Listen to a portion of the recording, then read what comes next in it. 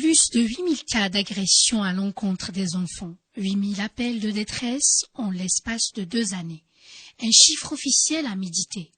Le réseau NADA pour la protection des enfants active sur le terrain pour prendre en charge les filles et les garçons abusés et violés. 1600 cas d'abus également enregistrés, des chiffres qui donnent froid dans le dos. Plus en détail, je vous propose de suivre avec nous cet entretien avec Abderrahmane Arar, président du réseau NADA, qui répond aux questions de Ayman Taqi. Monsieur Arar Abderrahmane, vous êtes président donc du réseau NADA, réseau algérien pour la défense des droits de l'enfant. Oui. Tout d'abord, bonjour. Bonjour. Voilà. Alors peut-être une première question, nous faire donc un état des lieux par rapport aux droits des enfants en Algérie. Quelle est la situation actuelle en Algérie? La situation, il faut qu'elle soit logique dans notre critique et évaluation.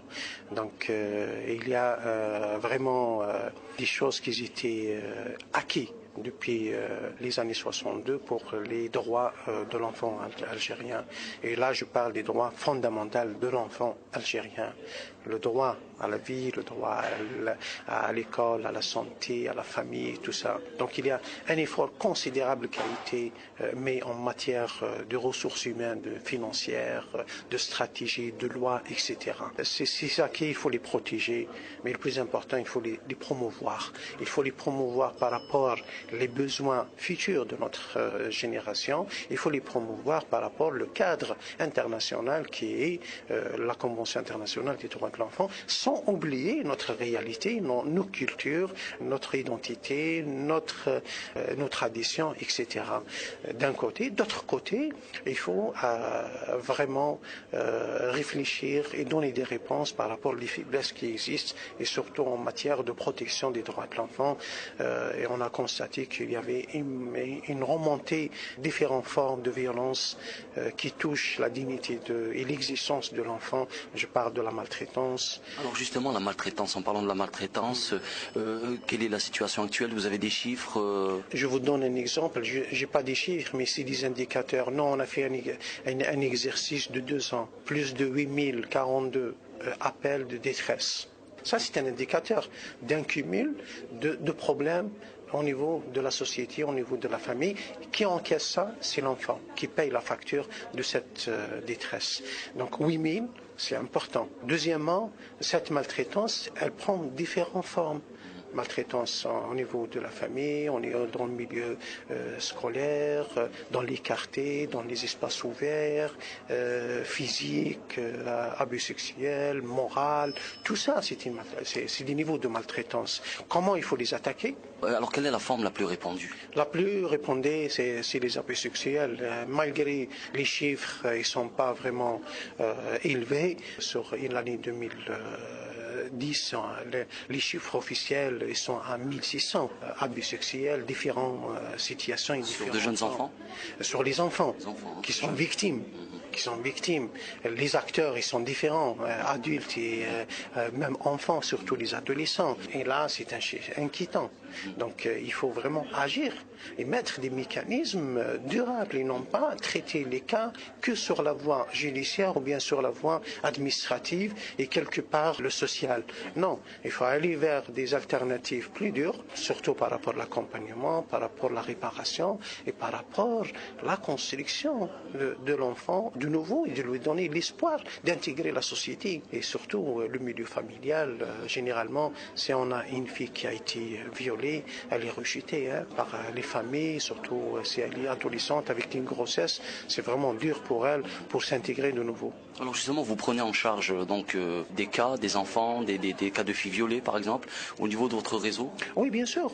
Et là, on coordonne avec le ministère de la Justice, le ministère de la Famille, l'Éducation, la Santé, la formation professionnelle, la famille, sa famille, son école, et plus les professionnels qui sont spécialisés pour réparer et accompagner et sortir la victime de son danger, la protéger et donner des solutions pour elle. Donc on avait pas mal de cas qu'on a accompagnés, cinquantaine de cas qu'on a accompagnés sur ce niveau-là.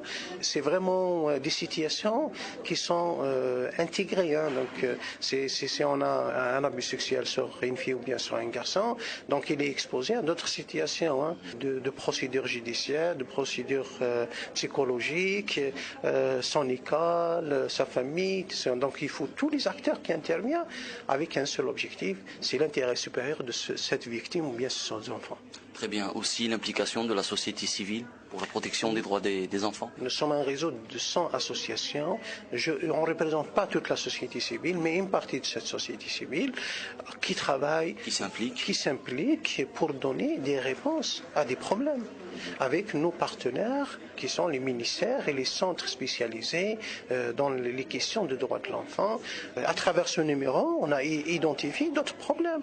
Je parle des enfants de la rue, les enfants qui sont de la rue et les enfants qui sont dans la rue. Il faut faire la différence d'un côté. Je parle de la mendicité des enfants, les adultes qui utilisent la mendicité. Je parle des enfants qui sont utilisés dans le monde du travail. Je parle des enfants qui ne sont pas scolarisés par exerce de pouvoir des parents, bien d'autres tuteurs, surtout les enfants qui sont nés hors mariage, qui sont mis dans le cadre de kafala, on n'a pas un suivi permanent pour ces enfants-là. Comment ils sont développés dans cette famille, comment le plan d'éducation il est fait pour eux, etc., etc. Et surtout, s'il y a des rejets. Est-ce que nous avons justement des cas comme ça de discrimination? On a des cas de comportement qui sont liés à une mauvaise interprétation de droit par rapport les adultes. Parce que c'est pas parce qu'ils cront ou les miso, mais c'est comme ça. Donc il faut changer cette mentalité. Un enfant, il n'a pas tout le droit à la parole dans tout la prise de décision. Parce que si vous l'idée, tout simplement, ces obstacles traditionnels qu'il faut vraiment prendre compte, mais il faut les changer avec le temps, avec une nouvelle vision de dialogue, de concertation, parce que l'enfant d'aujourd'hui, c'est pas l'enfant des années 60 ou l'enfant des années 80. Attention, il y a de nouveaux défis, de nouveaux besoins. Donc maintenant, le monde est changé. Il y a vraiment une évolution très, très, très massive en matière de communication internationale et communication sociale, etc. Donc l'enfant est exposé à différentes sources d'informations. On n'a pas que la petite famille. Maintenant, c'est pour ça. Donc je ne pense pas qu'il y a ce sens de discrimination dans notre société. Mais il y a un mauvais comportement des adultes sur l'enfant. Très bien. Une dernière question, M. Arrar. Vous m'avez parlé tout à l'heure d'un code, justement, pour la protection des enfants. Oui, c'est le code de la protection des droits de l'enfant qui a été proposé par le ministère de la Justice, garde des Sceaux. C'est un code qui donne beaucoup de solutions à différentes faiblesses qui existent sur le terrain, notamment en matière de protection sociale et protection judiciaire. Par exemple, le code, il parle d'un médiateur pour les droits de l'enfant. C'est très important de trouver un médiateur.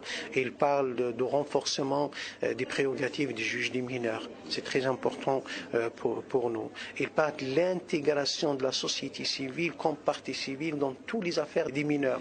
C'est très important. Le code, il donne la priorité de revoir toutes les structures d'hébergement et d'accueil pour les enfants qui sont en danger. Maintenant, on n'a pas vraiment toutes les structures qui sont dans la même fréquence. Pour nous, les centres, c'est des centres d'accueil pour des périodes de transit, le temps de trouver des solutions, et non pas des centres à vie pour les enfants. Très bien. Donc on retient... Jusqu'à l'âge de 18 ans, et après, il va se retrouver dehors dans les rues, récupéré par des réseaux, dans l'exploitation sexuelle ou bien de drogue, etc. Et là, c'est de nouveaux défis qu'on reçoit sur le terrain. Très bien, donc un code qui renforçait un peu la protection des droits des enfants. Alors, Monsieur Arrar Abdrahman, je rappelle que vous êtes président du réseau algérien pour la défense des droits de l'enfant. Merci d'avoir répondu à nos questions. Je vous remercie, bon courage.